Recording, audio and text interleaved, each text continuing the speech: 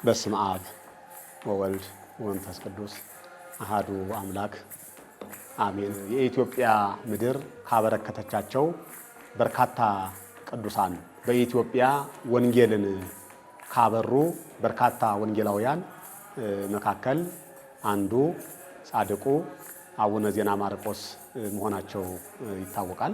ጻድቁ ገና እንደተወለዱ በ40 ቀናቸው ክርስትና ለመነሳት ወደ ቤተ መቅደስ እንደሄዱ ከዚያም በኋላ ጻድቁ ብድግ ብለው እሰግር ለአብ እሰግር ለወልድ እሰግር ለመንፈስ ቅዱስ ብለው ገና በሕፃንነታቸው ስመ ሥላሴን ጠርተው ሥላሴን ያመሰገኑ ሥላሴን ያከበሩ ድንቅ ጻድቅ ናቸው። እናትና አባታቸውም ባዩት ነገር ተደንቀው ገና በሕፃንነታቸው ለቤተ እግዚአብሔር ወስደው እንደሰጣቸው ገድላቸው ይናገራል። በዚህም ሁኔታ ጻድቁ አቡነ ዜና ማርቆስ በኢትዮጵያ ወንጌል እያዳረሱ ሰላም ላጣው ሕዝብ ሰላም እየሰጡ በተለይም ያ ወቅት ባዕድ አምልኮ ተንሰራፍቶ የነበረበት ወቅት በመሆኑ ባዕድ አምልኮን እያፈረሱ ስመ እግዚአብሔርን እየተከሉ ሕዝቡን ከአምልኮተ ባዕድ ወደ አምልኮተ እግዚአብሔር ከገቢረ ኃጢአት ወደ ገቢረ ጽድቅ የመለሱ ድንቅ ጻድቅ ናቸው ማለት ነው። የዚህ ታላቅ ጻድቅ በዓል በሀገረ ስብከታችን በሰሜን ሸዋ በደብረ ብስራት አቡነ ዜና ማርቆስ ታላቁ ገዳማችን ታኅሳስ 3 ቀን በዓለ ዕረፍታቸው በታላቅ ድምቀት ይከበራል።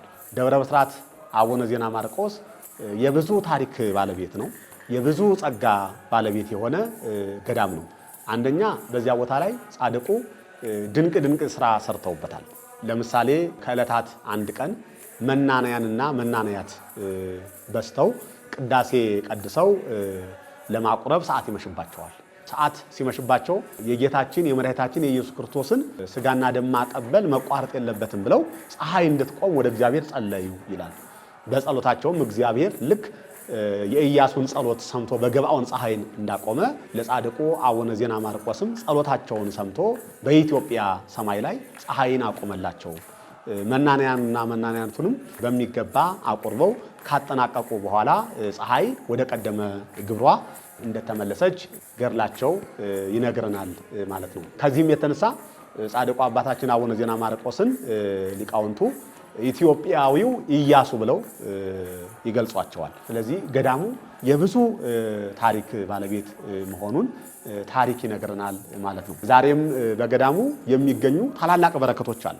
አንደኛ ጻድቁ በዘመናቸው ተአምር ይፈጽሙበት የነበረ፣ ድውያንን ይፈውሱበት የነበረ፣ ለምጻምን ያነጹበት የነበረ፣ አጋንንትን ያርቁበት የነበረ ቅዱስ መስቀል ዛሬም በዘመናችን በአካባቢው ላይ እየዞረ የገበሬውን ሰብል የገበሬውን ምርት ከተቃራኒ አካላት የሚከላከል የጻድቁ መስቀል አካባቢውን ዞሮ ከባረከ አንበጣ የለም፣ በላተኛ የለም፣ ሰብሉ ዋግ አይመታውም፣ ብርድ አይመታውም፣ በሰላም ተሰብስቦ የሚገባበት ሁኔታ ነው ያለው። ስለዚህ ይሄ ተአምር የሚሰራው መስቀላቸው ዛሬም በበዓላቸው እየወጣ ሕዝቡን ይባርካል፣ ለሕዝባችን በረከት ይሰጣል እና ይሄ አንዱ የበረከት መንገድ ነው።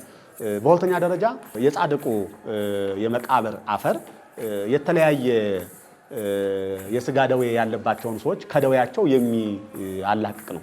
በመካነ መቃብራቸው አፈር ብዙ ገቢረ ተአምራት እየተፈጸሙ በአደባባያቸው ላይ እየቆሙ ምስክርነት ሲሰጡ እንሰማለን። ይሄም ድንቅ ተአምር ነው። ዛሬም በገዳሙ በርካታ መናንያን፣ በርካታ መናንያት፣ በርካታ ሊቃውንት ይኖራሉ።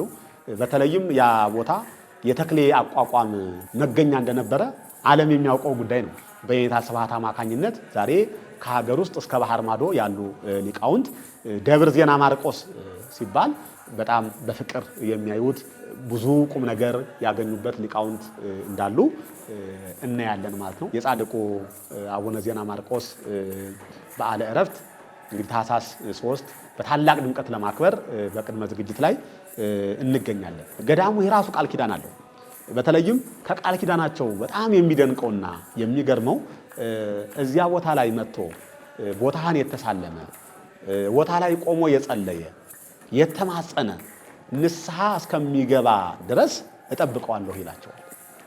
ይሄ ለምእመናን ሁሉ የሚገባ ቃል ኪዳን ነው ብለን እናምናለን። በንስሐ ተመልሶ እስከሚታጠብ ድረስ እግዚአብሔር በትዕግስት እንዲጠብቀው እንዲሁም ደግሞ ልቡ ወደ ንስሐ እንዲመለስ ወደ ንስሐ ተመልሶ ደሙን ተቀብሎ በክብር የክብር ዕረፍት እንዲያርፍ የጸሎታቸው ቃል ኪዳን እንደሚጠብቅ ገድላቸው ይናገራል።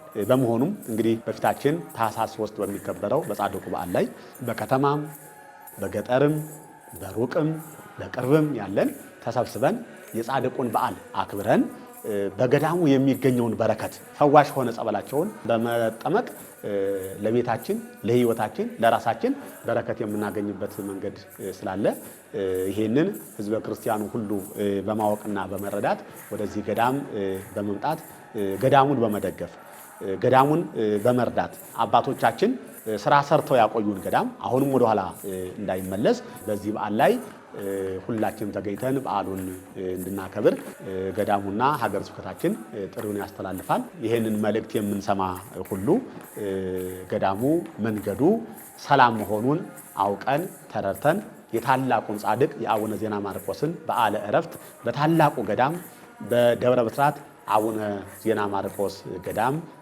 አክብረን ከብረን በሕይወታችን በረከትን አግኝተን እንድንውል ኑ የጻድቁን በዓል በጋራ አብረን እናክብር ማለት እንወዳለን። በተያያዘም የእመቤታችን የቅድስት ድንግል ማርያም ወደ ቤተ መቅደስ የገባችበት ቀን በመሆኑ ቀኑን እጥፍ ድርብ የበረከት ቀን ያደርገዋል።